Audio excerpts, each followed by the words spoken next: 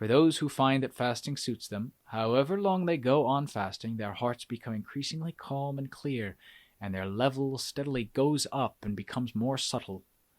Calm is then attained much more quickly and easily than usual, and when they withdraw from it to think and research by way of wisdom, their hearts will be skillful, agile, and daring, and whatever they investigate they can penetrate throughout just as the heart wishes. As for hunger and tiredness, instead of being a trouble and torment to the body and mind, it becomes a smooth and pleasant way for them to progress each time that they reduce the amount of food they take or go on fast. Those whose natures are suited to this way will always try to strive and do the practice by fasting, and contentment with few things, in the foregoing way, even while they are in the midst of an abundance of the four requisites, because they look on it as just that which is enough to sustain life from day to day, whereas the essential thing is the Dhamma in the heart. This they hold on to in a resolute, unwavering manner, with their lives as the guarantee that they would never consent to backslide or let go of it. For those who practice and who are prepared to die for the essential meaning and Dhamma which truly leads to the path, fruition, and nibbana, everywhere is suitable for doing the work of Pāvana. This is their aim, and they are not concerned about whatever sufferings and difficulties there may be. If they are deficient or lacking in anything, they submit their hearts to Dhamma, which is the way that frees them from all dukkha entirely, and has nothing secreted in it that could turn it into falsehood. Thus, whether they are walking, standing, sitting, or lying down, they work all the time as if they were in the presence of the Lord Buddha, the Dhamma, and the Sangha in all situations, excepting only when they sleep. But with this one exception, they spend the whole of their time in gaining freedom from the kilesas, those things which bind up and entangle them in various ways. They purge their hearts of these kilesas without giving up or losing heart, as if they were about to destroy the kilesas and get rid of them from their hearts at that moment, leaving none remaining to cause them any more trouble. Those whose tendencies of character are suited to this method will practice this way with urgency, and no slackening or weakening of effort which could let some kilesas, amongst those that have already been got rid of, return, take heart, and laugh in ridicule, and brighten with power over the heart once again. As for the kilesas which still remain, these bhikkhus strive to go on fighting against them until they reach the state of victory. Those whose tendencies are suited to a particular way, and who have wholeheartedly set themselves to reach the goal of Dhamma, are most likely to strengthen their efforts in the foregoing way. For instance, those who find reducing the amount of food they take to be the right way for their character will always try to use this in association with their way of practice, and they are not likely to give up this method the whole way through until they reach the end of the path, or until they reach a state in which the body becomes weak, in which case they may ease up and take more food as the situation demands, and then later on reduce it as they did before, alternating in this way to suit circumstances. Those who find that doing a lot of the walking meditation suits their nature will always try to work in the mode of walking rather than any other bodily attitude. Even though they may change in between times to other attitudes, it will be just for a physical change of posture, after which they will revert back to walking, which they found to give more results than other ways. Those who find that frequently sitting in practice suits them better than other ways will try to work in this way more than others, only adopting other bodily attitudes for a temporary change of posture. It is similar for those who find that much standing or lying down suits them. They mostly use those methods, all of which depend on the skill of each individual.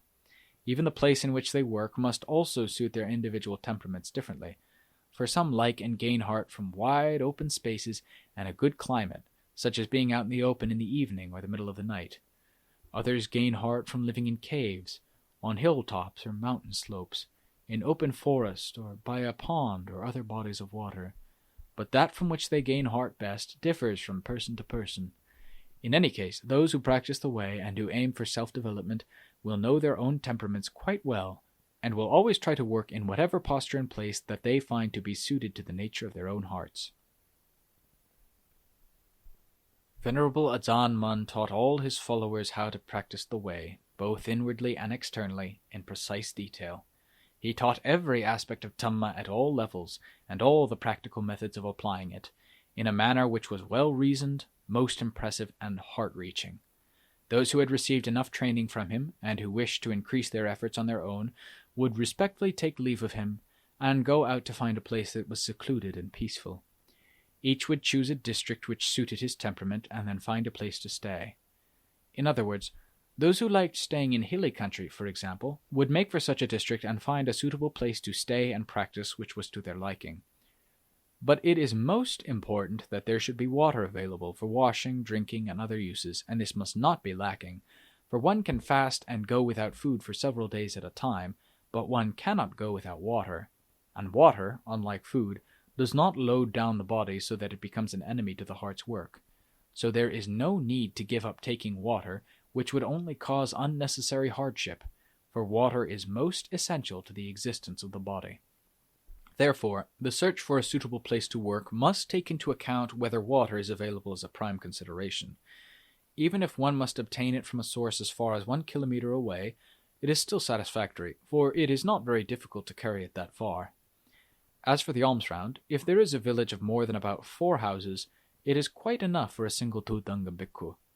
This is not really a problem, because a Tūtanga Kammaṭṭhāna bhikkhu is not concerned normally whether the food is sweet or savory or whatever else. For whatever he gets on Paṭipadā he is satisfied with, even if it is only plain rice with nothing else for days. Because at times he has fasted, and at times had plenty, until he has become used to it.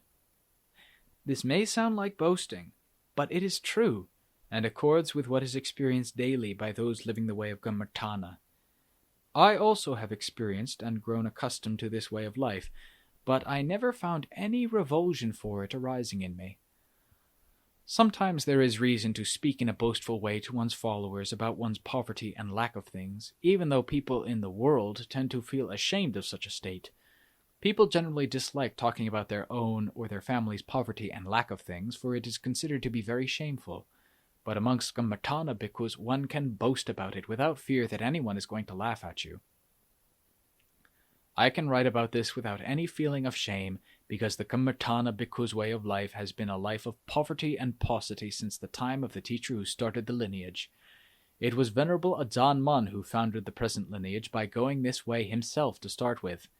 Then it was taken up by his followers and their followers, who tend to practice the way of abstention and hardship. Being ready to accept some hunger patiently and willingly comes from the work of developing the heart, and the heart is found to be much more at ease than when one takes food in the usual way. The body and heart are then far less sluggish and inert, for those are the characteristics of laziness, which is all-embracing and which leaves one with no desire to do any work on the way of the heart in any direction. The end result of this is to let the heart go its own way, eating plenty under the influence of craving, tanha, which is in command. On such a day, one neither wants to see or think about the place for doing the walking practice, for one just wants to lay down with one's head close to the pillow, and if one lies down all day, this is just what the big boss wants.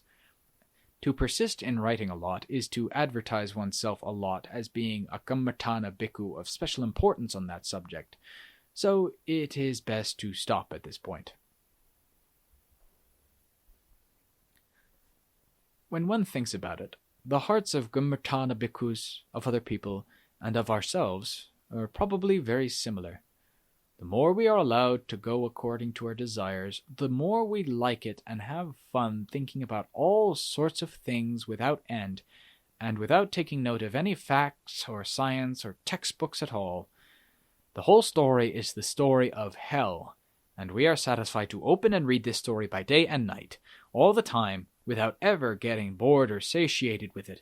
As if that was not sufficient, we are even bold enough to grab the power to take hell as our playground where we can have fun and laughter without any concern or fear of the Lord of Hell. This is what can happen when the kilesas take charge of the heart. The Kammaṭṭhāna bhikkhu uses various ways to discipline his audacious heart, sometimes by going on fast, or by abstaining from lying down, by going up into the hills, staying in a cave or under overhanging cliffs, and sometimes he sits in samadhi to discipline his desire to indulge in thinking and imagining. He must use whatever method he can to discipline his heart and overcome its obstinate refusal to give way, enough so that he can relax and live contentedly from day to day. Generally speaking, until they have attained a higher level of the citta which brings constant satisfaction to them, they will probably train it in the way that has been described above. In particular, I have seen Venerable Ajaan recommend to those who followed him to go and practice in this way. When they left him, these bhikkhus would then go up into the hills or into a cave for the purpose of training the heart in the ways which I have described here. Some nights they didn't lie down to sleep and rest the body at all, because the chitta liked to go wandering, and they had to work at samadhi bhavana so as to tie it down. But when they went up into the hills, they were also bound to rely on those things which arouse fear to help them subdue and discipline the chitta, such as tigers. Animals such as this are considered to be very effective in disciplining the chitta of the Kammaṭṭhāna bhikkhu. As soon as he hears only one roar on the side of that hill over there, the heart gets ready to submit and stay close by, not daring to display any of its playful fantasies as it usually does. Sometimes the roar of this great teacher who is so strong and powerful breaks out close by. Then it seems as if one forgets to breathe, and immediately one forgets the theme of the kilesas which have been indulging in wild fantasies with abandoned playfulness. They all disappear entirely, and all that remains is fear and a shivering body. Sometimes, because of the intense fear, it seems as if one's breath really does stop, and although the weather is cold, the body gets hot and soaked with sweat. This is most appropriate for a chitta which is so bold and stubborn, and which does not want to listen to the sound of Dhamma and its meaning, and which refuses to be taught. But now, all at once, the chitta is ready to believe in the Buddha and to submit to the extent of entrusting one's life into the hands of the Lord immediately. One is not then likely to go on thinking about the tigers anymore, because to force oneself to think at all would increase the fear so much that one could go mad. The fear of going mad and the fear of death are very powerful influences which then force one to turn the mind to Buddha internally. And having done this for a long time, the word Buddha and the heart can become infused together as one. From then on, the heart starts to become quiet and still, until there remains only the one state of knowing, and nothing else. All fear disappears, as though it had been plucked off and thrown away, and in place of it, courage and boldness arise, without any thought of fear, or of anything in the whole universe. Then the chitta sees in a heartfelt way how baneful a thing is this fear of tigers, and also how great is the value of the Lord Buddha, the Dhamma, and the Sangha. The heart is then stable, no longer wavering, vacillating, and going back and forth in association with any objects which tend to arouse an emotional response, aramana. What remains is a calm, happy state, and a heart which is full of courage and firm strength, so that the chitta can change round completely and become an intimate friend of its enemy, the tiger. In fact, one even feels that one would like to jump on its back and play with it, as with an intimate friend, without thinking whether it would do one any harm in the way one had thought before when one was so afraid. It also seems as if the heart can be a friend of all the living beings in the forest, without a thought that any of the animals or any of the more mysterious things could be bold enough to be a danger to one.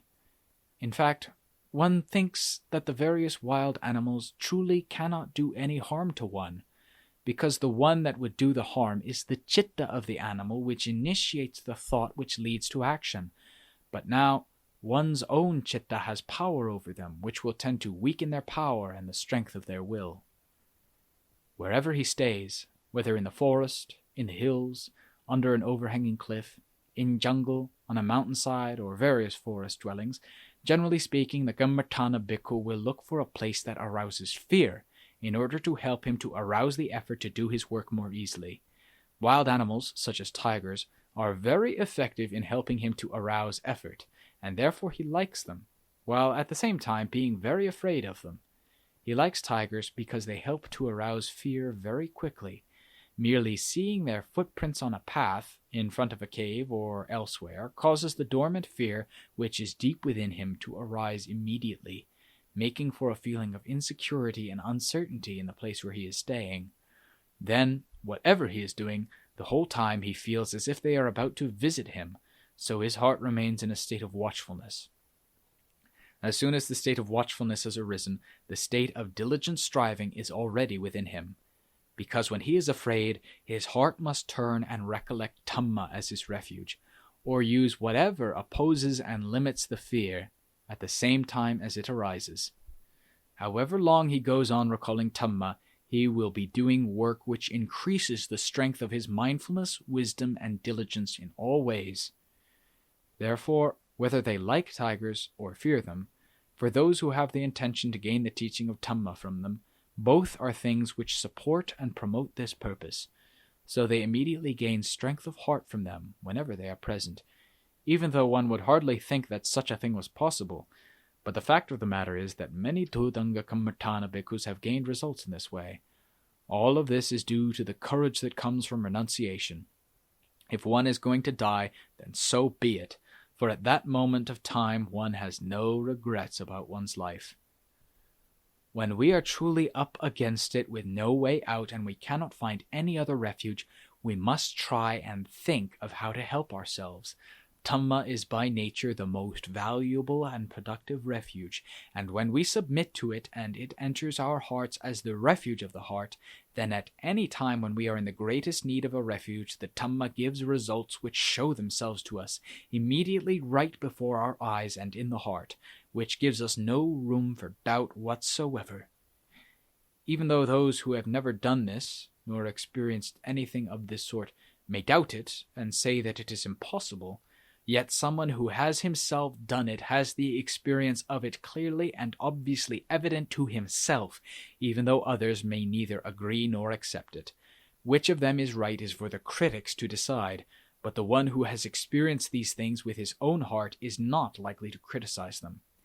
This is what really matters, for those things which one has clearly experienced for oneself are beyond question to oneself, such as the experience of Dhamma of the Lord Buddha to a greater or lesser extent. For the Lord and the Sāvakas there is no question of doubt anywhere in any of its aspects, but for someone who has not yet had any experience to confirm it, there is no way to avoid some doubts arising. Thus, for example, the Dhamma teachings that the noble truths are true things, good and evil are true things, the heavens and hells truly exist, and Nibbana is true. In the special case of the Lord and the Sāvakas, they have no doubts because they have the experience and are enlightened. For others who have no experience, it is likely that questions, doubts, and arguments will arise. But for those who have the experience for themselves, all questions cease automatically. Summarizing the above, the whole of the Dhamma which the Lord Buddha revealed with complete truth has come down both to those who experienced it as it is, and they have complete faith and submit their lives to Dhamma, and also to those who neither know, see, nor believe, and who deny that Dhamma is truth. Since the time of the Lord right up to the present, nobody has been able to display objectively what is the truth of this, because Dhamma is not like external objects in the world whose nature can be determined by picking them up and examining them, for it can only be experienced with sandhirtiko, knowing by one's own direct experience, in accordance with the natural ability of each person who does the practice and works it out for himself. Therefore, the results which come from the training and discipline which each person undertakes are not common property which can be shared by others who have not worked to find out the truth which is within the ability of human beings to do, each one for himself. The Dhamma Kammaṭṭhāna bhikkhu who trains himself by putting his life at risk should do this as a way to test the truth of both himself and Dhamma. By doing this, he will not exceed the limits of what is taught in the traditional Buddhist teachings, the Sāsana Dhamma, for what has been described above are the methods by which Dhamma Kammaṭṭhāna bhikkhus have always tended to train themselves, and the practices which are variously seen to be suited to the characteristics of each one individually, as well as the corresponding results which thereby come to them. They do not act in a haphazard way, and this is not written in a merely speculative way, for even I who am writing this have struggled up by the methods which are described here. Those who practice and who follow this way have variously progressed and seen the results of it in accordance with their strength, which are enough to give proof and confirmation to them that the self-training and discipline by the various methods mentioned here is not worthless, such that causes are done without any of the promised results coming in response to them, but they are forms of practice that are full of meaning. Or in other words, the results which one rightly hopes for are those which are accepted as normal in the fields of practice of those whose practice is always excellent and impeccable. Nowadays, many people say that the Lord Buddha has gone into final enlightenment, parinibbana, and that the path, fruit, and enlightenment have accordingly been influenced so that they are not able to bring forth their flower and fruit fully to those who practice the way as Dhamma Dhamma Paṭipadā. Those who practice Dhamma in the proper way in accordance with Dhamma are said by the Lord to be those who give praise to the Tathagata. But such views as this are not to be found in the well-taught Svakata Dhamma, nor will they ever be part of the Dhamma of the Lord, because there is no absolute and sacred power apart from Dhamma, which has been well taught, and Dhamma is that nature which gives equality to all things. Therefore, those who have faith in Dhamma as their basis do not remain inactive and careless in striving to search for the attainment of virtue for themselves. From the first steps right up to the final cessation of dukkha, they work with effort in various ways in accordance with their strength and the direction in which their abilities lie. Amongst all the various methods, the Tudanga Bhikkhu will most likely search for a way to cure or to restrain the defilements, kilesas, within him, step by step, in whatever way he has the most ability. Thus, for instance, one who is timid may use the method of taking the tigers as his teacher to help him in his training and discipline, by making the effort to go into the forests and hills, which are fearful places, and a suitable battleground for getting rid of the fear in his heart, which is one of the most important kilesas. It is normal for the feelings of the citta to change in accordance with the endless things that it contacts. Thus, living in a village or a town with many men and women causes it to have feelings of one sort, but going to live in wild hills and jungles, or in lonely places such as a cremation ground or forests, where there are many tigers, causes different kinds of feelings to arise.